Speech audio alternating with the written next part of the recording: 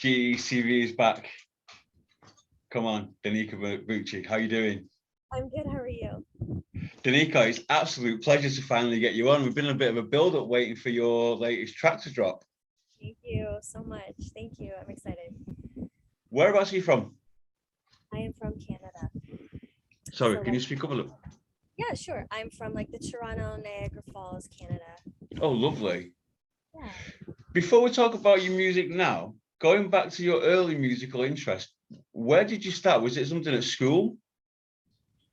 No, it was actually, I started as a dancer from 3 years old. I started as a dancer and I got into competitive dancing. So it was super hardcore, went all in.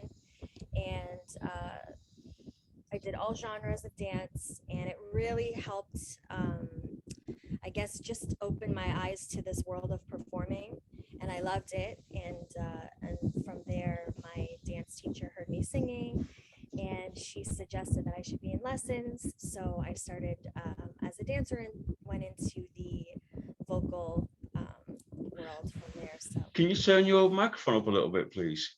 yeah, sure. Thank you.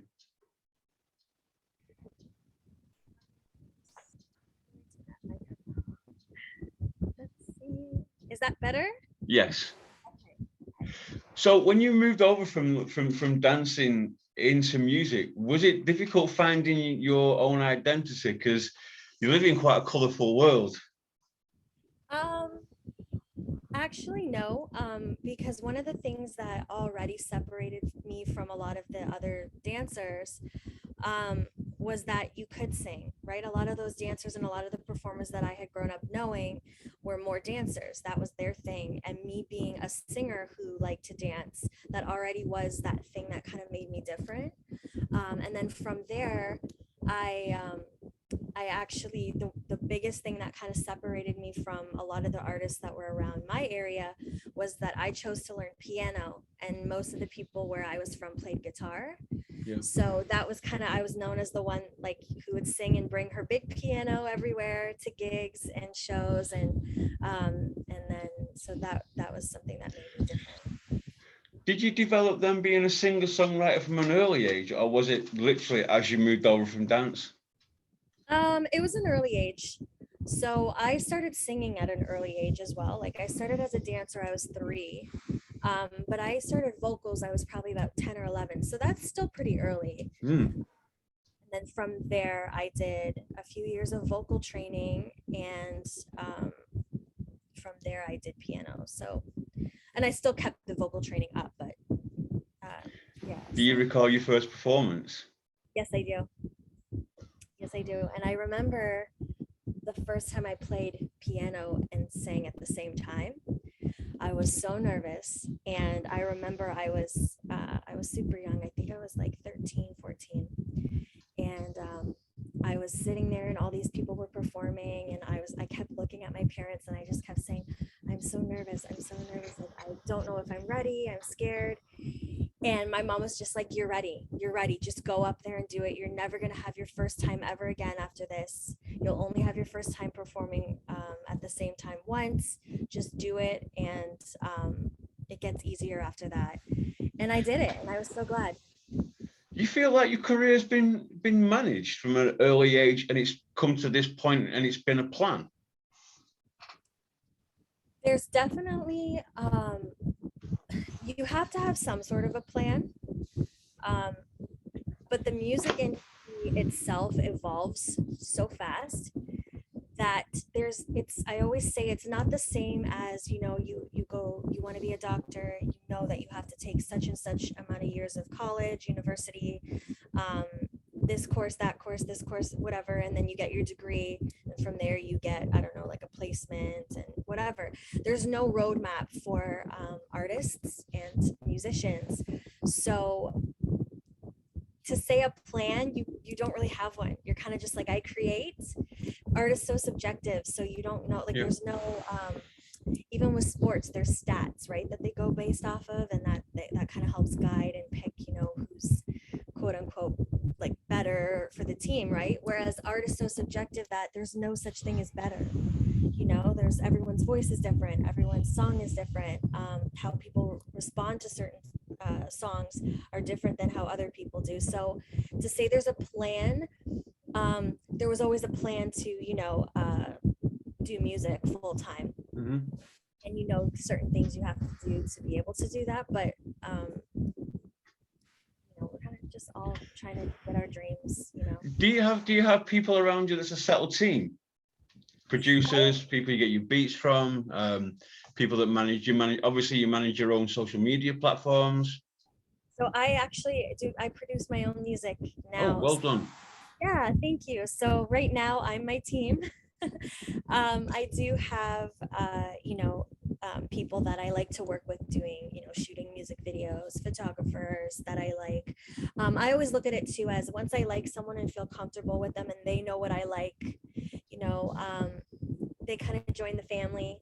So I like to stay with like the people. I do like working with, you know, lots of people and branching out, but I also like that, you know, family. So I like knowing, okay, I have someone that I really like that I know is going to take great pictures. I like someone that I know is going to do amazing and they're going to get what I want from my video. So yeah, to say I have a team, I guess a little bit, but I'm mostly in my own team. I believe you did a feature on North American Idol, an artist called Flamenco. Yeah, with Famapko, he's a fellow rapper. Yes, yes, and it was a track we did with. Well, the first one we did was just together, him and I, and then the second one we did was actually with Hobson. He was featured on the track as well, so that was pretty cool. How important has your social media platform been over this last, say, 4 or 5 years while you've been recording and releasing? Sorry, say that again. What? How important has your social media platforms been to you over this last few years when you've been recording and releasing tracks? It's very important. It's very important because, especially since the world has changed so much, this is one of the only ways you can connect with all your fans, especially being back in Canada for the time being. There's a lot of people that I love and that have been supporting me since young that are from the UK, that are from different parts of America. There's people from China that are still supporting me since I was a teenager. So it's very important because you can't always get there. Some quick fire questions for you on Canadian artists. You ready? Okay. Nelly Furtado or Avril Lavigne? Oh no. No. Oh my gosh. That's really hard.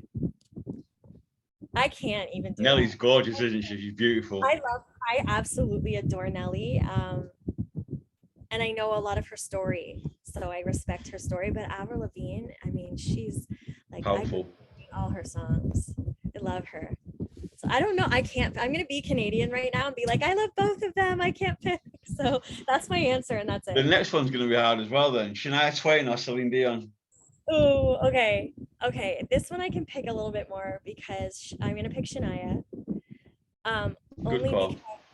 because I grew up listening. I mean, I grew up listening to both, but Shania was the first like all around artist where she wrote her own stuff, performed. She had the fashion. She was a fashion icon.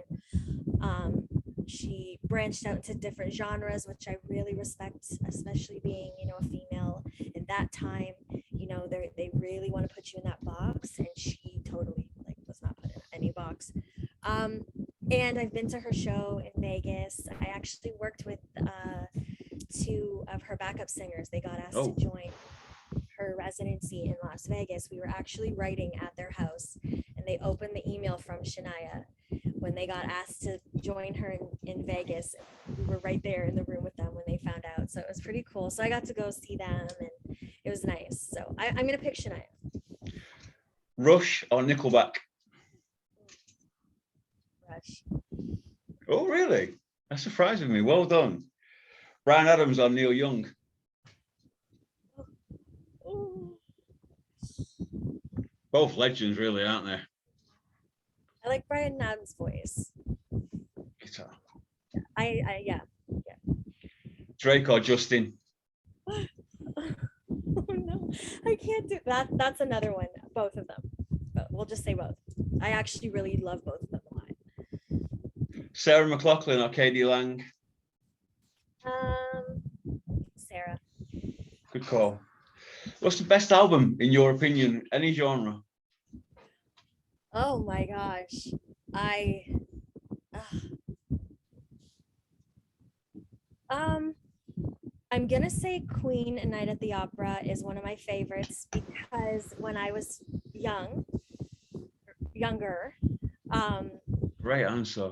was very inspired with Freddie playing, like composing. That was when I was really getting it really heavily into writing my own music, and I would write my own music on the piano as well. Um, and I knew that that's how he had composed pretty much all of the hits that he had done himself. So that was a huge inspiration to me. That was like a big album where it was just hit after hit after hit. What was the first album you ever downloaded or purchased? Do you remember? Mine was actually Queen as well. Queen was a Queen album.